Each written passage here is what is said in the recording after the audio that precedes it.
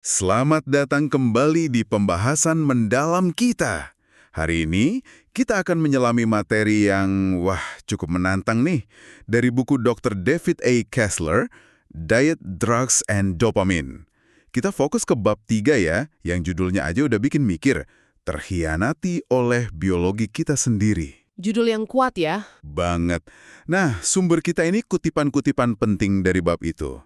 Intinya sih, pandangan bahwa perjuangan kita soal berat badan, soal makanan modern, itu seringkali akarnya bukan di kurangnya tekad. Bukan soal niat ya. Bukan, tapi justru pada gimana sistem biologis kita sendiri yang sebenarnya kan dirancang buat bertahan hidup, malah kayaknya bekerja melawan kita di zaman sekarang ini. Menarik. Jadi, misi kita kali ini adalah benar-benar coba memahami inti dari apa sih pengkhianatan biologis ini. Kenapa ya kok susah banget melawan godaan makanan tertentu? Terus, kenapa mempertahankan penurunan berat badan itu rasanya kayak, perjuangan tanpa akhir? Pertanyaan yang relevan banget buat banyak orang kayaknya. Iya kan?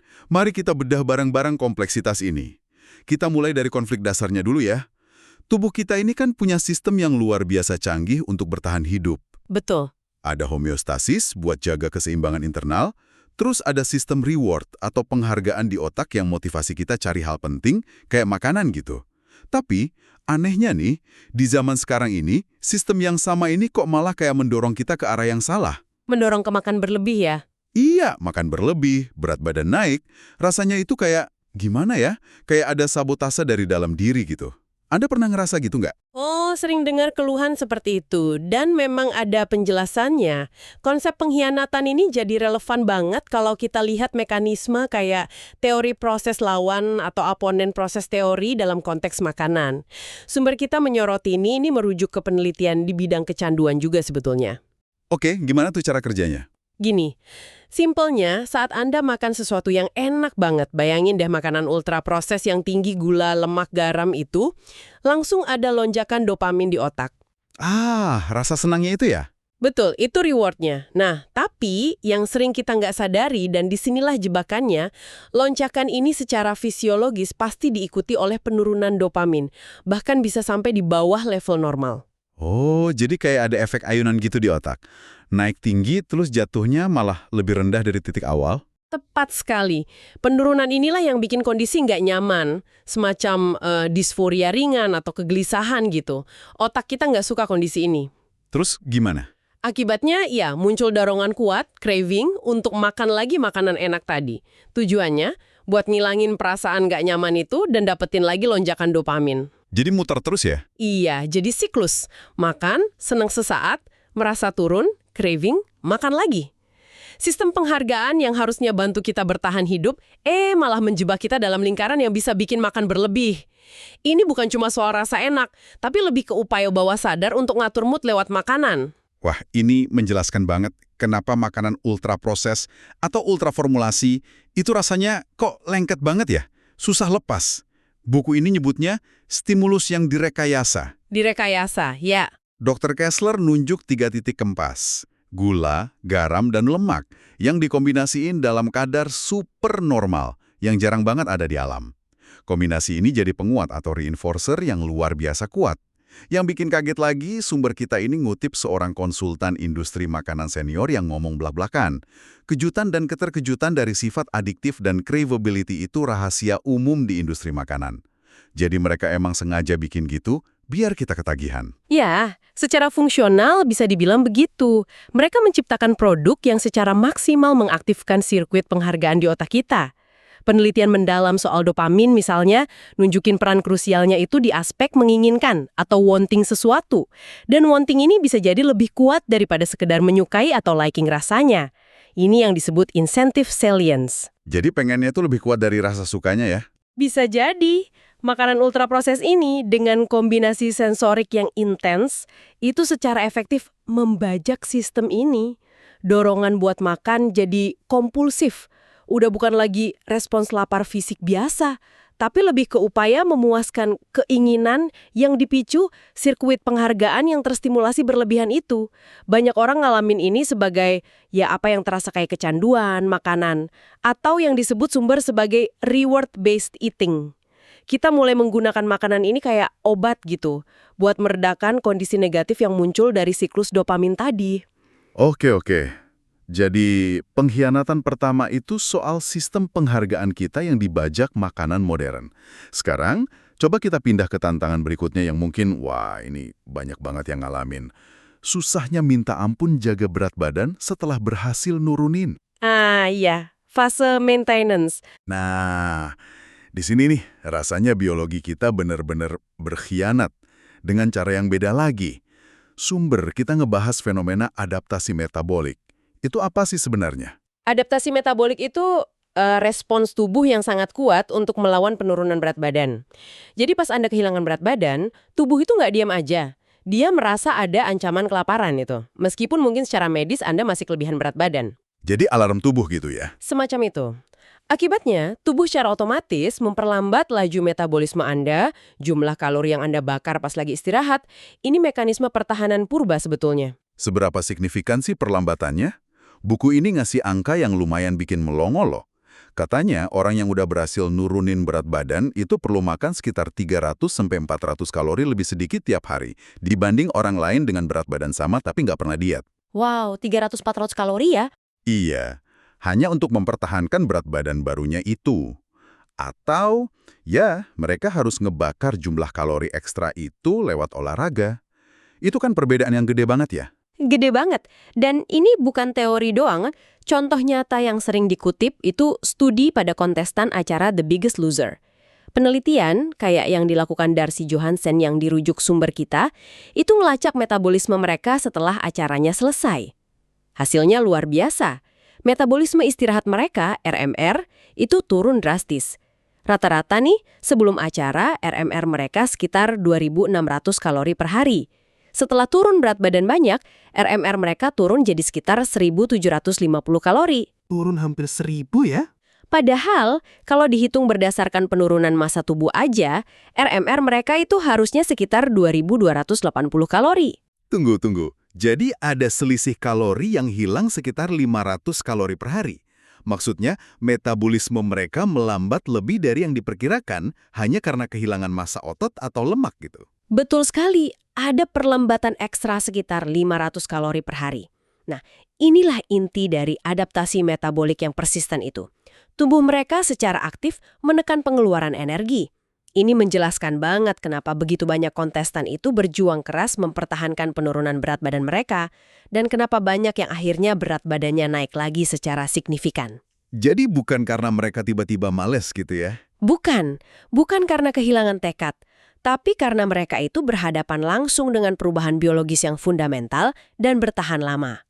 Ini fakta biologis. Wah, ini benar-benar ngasih perspektif baru ya soal perjuangan mempertahankan berat badan. Jadi rasanya kayak tubuh kita tuh punya memori berat badan tertinggi dan berusaha keras banget buat balik ke sana. Bisa dibilang begitu. Sumber kita ngutip Dr. Sharma yang bilang sistem homeostasis kita itu tujuannya seolah mempertahankan kita dari kehilangan berat badan, seolah-olah otak itu mempertahankan massa lemak tertingginya. Begitu berat badan naik, angka baru itu jadi target yang dipertahankan mati-matian sama tubuh. Dan ada angkanya loh di balik itu. Dr. Kevin Hall yang juga dirujuk sumber, dia ngembangin model matematis buat ini. Modelnya itu memperkirakan kalau untuk setiap kilogram berat badan yang hilang, nafsu makan kita rata-rata naik sekitar 95 kalori per hari. Naik nafsu makannya? Iya. Sementara itu, di sisi lain persamaan, pengeluaran energi alias metabolisme itu turun sekitar 25 kalori per hari per kilogram berat badan yang hilang. Waduh. Nah, Anda bisa lihat kan kombinasinya? Dorongan makan lebih kuat, pembakaran kalori lebih lambat. Dr. Usenbaum, peneliti lain di bidang ini, nyebutnya badai sempurna untuk kenaikan berat badan kembali. Ditambah lagi, ada bukti yang nunjukin bahwa setelah berat badan turun, area otak yang terkait sama penghargaan makanan jadi lebih sensitif, sementara area yang terkait kontrol diri atau inhibisi malah bisa jadi kurang aktif. Ini kayak pertempuran di banyak lini gitu, di tingkat biologis. Badai sempurna. Wah, deskripsi yang kuat banget dan mungkin relevan banget buat banyak dari Anda yang dengerin. Rasa frustrasi pas angka timbangan naik lagi, padahal udah usaha keras, itu nyata dan ada dasar biologisnya yang kuat. Betul. Sumber kita bahkan ngaitin kenaikan berat badan kembali ini dengan konsep kekambuhan atau relapse, mirip kayak di konteks kecanduan lain. Katanya, kekambuhan itu sering dipicu oleh keadaan emosional negatif atau disforia perasaan gak nyaman yang tadi kita bahas soal siklus dopamin, yang kemudian difasilitasi sama pemicu atau cue dari lingkungan. Benar. Dan ada faktor biologis lain lagi nih yang ikut main, variabilitas glukosa darah. Gula darah ya? Iya, sumber kita nyinggung ini, termasuk eksperimen Dr. Kessler sendiri pakai CGM, Continuous Glucose Monitor. Idenya itu fluktuasi gula darah yang besar, jadi naik tajam setelah makan, terus diikuti penurunan cepat, itu bisa memperburuk rasa lapar dan keinginan makan, terutama pada orang yang rentan atau udah punya obesitas. Penurunan gula darah yang cepat setelah makan itu kayaknya ngirim sinyal lapar ke otak, meskipun secara kalori Anda udah baru aja makan cukup. Jadi, kalau bisa jaga gula darah lebih stabil, itu bisa bantu ngurangin kekuatan makanan atas diri kita gitu. Kelihatannya begitu. Eksperimen Dr. Kessler ke dirinya sendiri nunjukin kalau diet yang bikin kurva glukosanya lebih datar itu bantu dia ngurangin keinginan makan di malam hari. Studi lain oleh peneliti kayak Dr. White, Dr. Belfort de Aguiar, dan Dr. Parks juga nunjukin hubungan antara seberapa cepat gula darah turun setelah makan dengan peningkatan rasa lapar dan jumlah kalori yang dimakan di waktu makan berikutnya. Jadi, ini jalur biologis lain lagi ya, yang bisa disabotase sama jenis makanan yang kita makan. Terutama makanan olahan tinggi gula itu ya, yang bikin lonjakan dan penurunan glukosa cepet banget. Persis. Dan perjuangan internal yang kompleks banget ya. Tapi ada satu elemen lagi nih, yang disorot sumber kita, yaitu peran lingkungan. Ada analogi yang menarik banget dari studi tentang veteran perang Vietnam yang kecanduan heroin pas di sana. Oh, Studi Dr. Lee Robbins ya? Iya, itu.